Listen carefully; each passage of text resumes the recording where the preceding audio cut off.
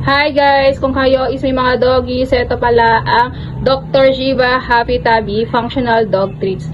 So dito guys, 100 treats po yan. Okay, or 250 grams.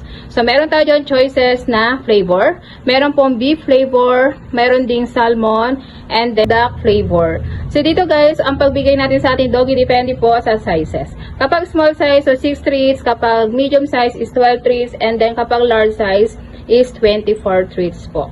Tandahan dito sa Happy Tummy dog treats po natin is may mga benefits po yan sa ating doggy. Ito guys is nakaka-healthy digestion po siya. Kung nahirapan po, okay, ang inyong mga dog, magtunaw ng kanilang kinakain, sa malimit is nagda-diarrhea, so bagay na bagay po sa kanila to.